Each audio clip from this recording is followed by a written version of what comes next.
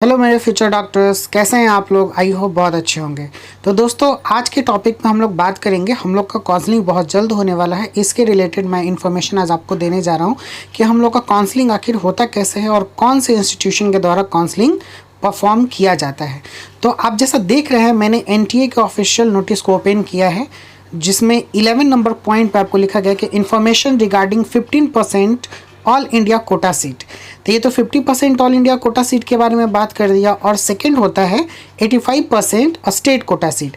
तो ये दोनों के बारे में भी जस्ट आपके सामने मैं बताऊंगा पूरी डिटेल में पढ़ के कि आखिर ये इन्फॉर्मेशन मिल क्या रहा है और इससे हम लोग को क्या बेनिफिट होने वाला है। गवर्नमेंट ऑफ इंडिया के अंदर जो काउंसलिंग कंडक्ट करती है वो इंस्टीट्यूशन का नाम है the directorate general of health services, जिसको शॉर्ट फॉर्म में DGHS बोलते हैं। ये जितने भी गवर्नमेंट ऑफ इंडिया के अंदर में सेंट्रल यूनिवर्सिटीज़ आती है मेडिकल कॉलेजेस की, जैसे इंक्लूडिंग इसमें deemed universities, central universities, ESIC, AFMC, BHU, AMU, ये सारे जो सेंट्रल गवर्नमेंट के अंदर आते हैं, इसका काउंसलिंग जो करवाती है वो DGHS करवाती है। अब बात करूं कि आखिर मुझे कैसे जाके पता चलेगा और कहाँ पता चलेगा कि मुझे काउंसलिंग कैसे होगी।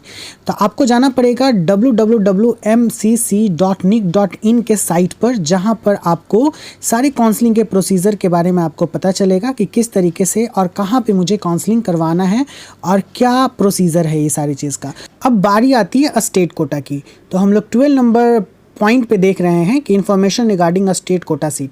अब ये कैसे होता है, तो ये स्टेट के अंदर में ही पड़ता है। देखिए लिखा हुआ है कि seat falling under the ambit of a state. तो कैंडिडेट जो डोमिसाइल स्टेट के हैं, यानी जिस स्टेट से बिलोंग करते हैं, वो स्टेट रूल के अकॉर्डिंग ऑल इंडिया रैंक पे भी वो अप्लाई कर सकते हैं, या फिर स्टेट के अकॉर्डिंग स्टेट रैंक पे भी अप्लाई कर सकते हैं। जो उनका स्टेट रैंक होगा, जो उनका कोटा का रैंक होगा, यानी जो रिजर्व कैटेगरी के अंदर आएंगे, वो उसके अकॉर्डिंग भी अपने स्टेट में अप्लाई कर सकते हैं। यहाँ पे जितने भी जैसे जो काउंसलिंग करते हैं जो भी अथॉरिटीज़, ये कंसर्नेट किया जाता है ऑल इंडिया रैंक के बेस्ड पे भी और स्टेट रूल के बेस्ड पे भी। जो काउंसलिंग होता है प्राइवेट मेडिकल कॉलेजेस में, वो भी स्टेट काउंसलिंग अथॉरिटी के द्वारा ही कंसर्नेट किया जाता है। तो अगर आपको प्राइवेट में भी एडमिशन लेना होगा तो आपको स्टेट अथॉरिटी के काउंसिल से कंसल्ट करना पड़ेगा और वहाँ से आपको टोटल क्लियरेंस लेना पड़ेगा कि मुझे इस कॉलेज में जाना है। फाइनली ये तो थी हम लोगों की कि किस तरीके से काउंसलिंग और कौन से एजेंसीज़ करते हैं।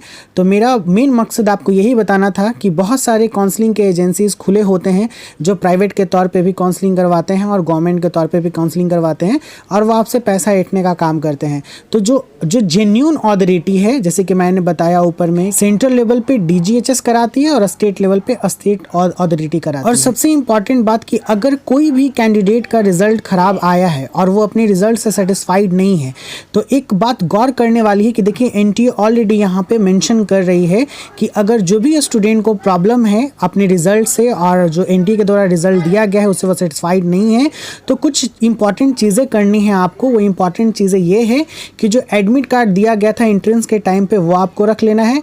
आंसर की और बुकलेट कोड को रख लेना है, यानी इसका स्क्रीनशॉट ले लीजिए, चाहे जो भी जिस वगैरह से आपको NTA को सेंड करना है वैसे करने के बाद जो भी चैलेंजेस होंगे उस तरीके से आपको NTA को सेंड कर देना है। अगर NTA को लगेगा कि आपका दावा सही है तो बिल्कुल आपका मार्क्स बढ़ाया जाएगा, लेकिन ये सारे क्राइटेरिया आपको काउंसलिंग से पहले कर लेने हैं, नहीं तो फिर बाद में प्रॉब्लम होगा, वो कंप्लीट आपको नहीं हो पाएगा और जो भी आपका दावा है वो कंप्लीट नहीं हो पाएगा। फाइनली दोस्तों, लास्ट लाइन में हम लोग ये देख रहे हैं कि जो भी क्वालिफाइड कैंडिडेट हैं, अगर काउंसलिंग अथॉरिटी के पास उनको कॉन्टेक्ट करना है तो वो कर सकते हैं DGHS medical educational directorate of state ATC admission के लिए। और किस चीज़ का एडमिशन के लिए? MBBS और BDS कोर्स के लिए। तो दोस्तों, आज की वीडियो में इतना ही। अगर आपको ये वीडियो अच्छा लगे तो प्लीज़ इसे लाइक करें, मेरे चैनल को सब्सक्राइब करें और सपोर्ट करें। बाय बाय दोस्तों, मिलते हैं अगले वीडियो में।